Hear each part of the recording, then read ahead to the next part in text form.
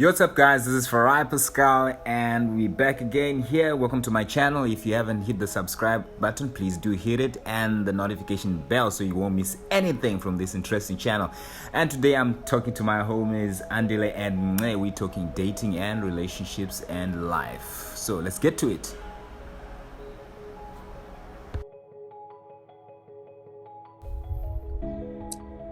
Is it practical to date in this day and age? Practical. You want to take this issue? Or rather, what are you guys seeing on the scope at the moment? For me personally, I don't go out there and just like scan people out, but I have my own fears. And my main fear is that no, it's true. I have my own fears. Hey, man, it's hard in these streets. It's hard, right? Okay, the streets are hard. Yeah, you're scared that you're gonna date someone who doesn't know themselves. Or who doesn't want to know themselves. More importantly, I think that's a scarier one. It's one thing where it's someone who's like self-aware, enough to know what's okay. I'm coming in here with certain problems, and that's okay to admit. But a lot of the people don't even want to like look at themselves in the mirror. So it's a lot when you can see that because you look at yourself in the mirror, so you know how someone who looks at themselves in the mirror acts. But do you think it's safe to go looking for someone who's as deep as you? Who's as deep as you? Yeah, because from what I see, it's like you are deep. Because if you wanna have, it's good to have someone who knows themselves, but yeah, maybe it's the way you put it. Personally, for me, I'm a brooder. Okay. Gachula. and it annoys everybody around me because we could be sitting doing whatever, having the time of our lives, and it just at a random moment, Mnce is off in the distance. You can see Mnce in Timbuktu. He's not here. Okay, so I think for me, I think for me, it wouldn't be a good thing because there'd be no one to snap the other person out of it. Just two people brooding. Yeah, just two people brooding deeper and deeper. Yeah, it's a bit much to have everything heavy. You need to have somebody who can just lighten things. So I guess it depends on who you are. If you're a clown, if you're somebody who just takes everything for granted, you can't be with somebody who's like that because that's just going to be nonsense one way. If you guys balance each other out. What kind of girl are you looking for? Yo, Farai putting me on the spot, but in front of the world, that's a lot. That's pretty heavy. For me, maybe not too intricate on the details. Yeah. In case someone sees this and be like, oh, okay, that's my. Yeah, well, and then they attack. I think for me personally, I want somebody who has good family values. Somebody who has good family values. Somebody who understands cooperation, somebody who understands compromise, somebody who understands that I can't complete you and you can't complete me. Yeah. Okay. You have to be a complete person before you jump into a relationship. Yeah, it's a team effort. It's a team effort, land. It's not to Uti, because if you're gonna come in on the Uti, you one man show, it's even like a Kobisa fast. He will drag you, bro.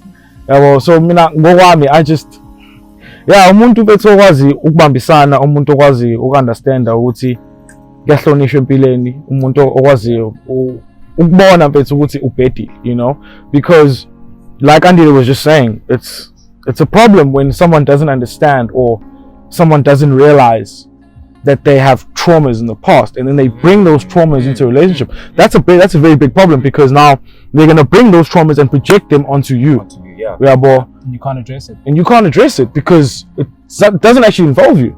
Now even for them, it's a shell shock.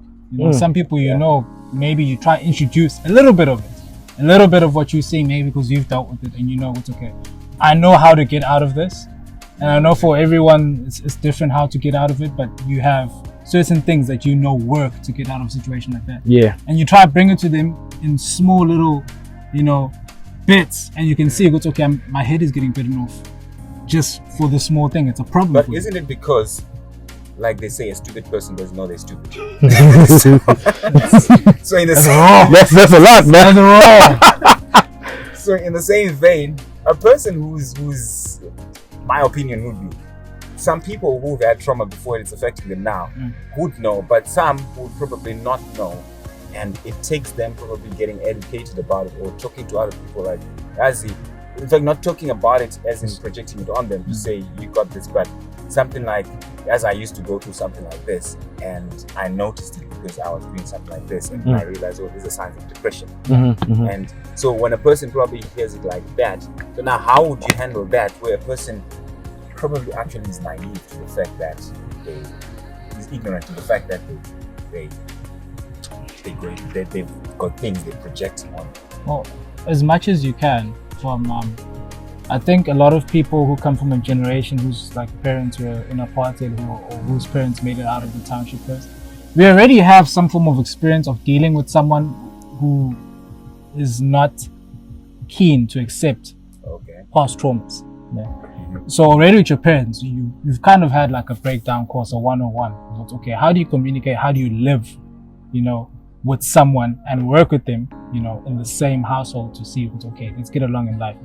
So with partners, to be honest, for me, I don't try play therapist, because obviously it takes different things for someone to see that they're in the situation. Even for me, I had to go through life, I had to experience certain setbacks, failures, and sometimes it's in pain, sometimes it's in happiness, where you see what's okay. No, I have a problem here. I have a problem here. So even with them, I don't try force it and play therapist, because I don't know what it might take for them to see that they're in that. So I just try show them as much as I can. I'm at red flags. I'm at red flags, which this is affecting all of us now. I understand that you're in this, but you're costing the team. Yeah, you're costing the squad. You're costing the squad. The future is becoming dim because of you. Which means, from what you say, you don't do casual dating. Nah, I believe in the friendship. I think sometimes when I don't want to say that whole, cheesy thing, which I don't believe in titles, whatever it is, but I do believe in pressures that come from titles. So if you you're dating, there's a lot of other things that you're going to overlook that you wouldn't overlook if you looked at this person as a friend. Because you take out the whole sexual side of the whole thing, and you're like, let me just look at this person as a human. But would I like this person to be around me all this time as a human? And with friends, it's easy to cut off someone because you're like, I don't like that person. There's no pressure. There's no pressure. This person is going to give me this. I'm going to go out to Florida or whatever it is.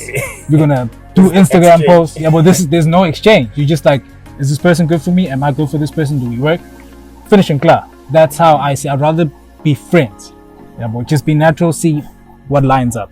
But then, the problem I see with friendship, maybe you explain your side of it. The problem I see with friendship is, let's say you're friends with someone and you become very close and very tight. There's no title. Then maybe she comes up and tells you, I'm now dating them. Because she's always taking you as a friend. Or, as in like you guys were hanging around each other and then she decided to date one of your friends, or not even one of your friends, or just another dude. Communication. That's just comms, man. That's important. Like you see this thing I'm saying now, I will say it to her too. Okay. If I see a girl, don't get me wrong, I will still try go the friendship route, but express your interest. I'll express my interest. Like the first thing is I like you. But I want to get to know you first. There's no rule but towards Guti. You can't tell her, Guti, look, I've had certain past traumas that have made me closed up. If I put this title here, I've seen what it does to me, so I'm being upfront with you and I'm telling you I like you, but I want us to have this period of let's just have fun, let's get to know each other first, etc. No, get for me that and because if honestly so you also on you don't do casual dating.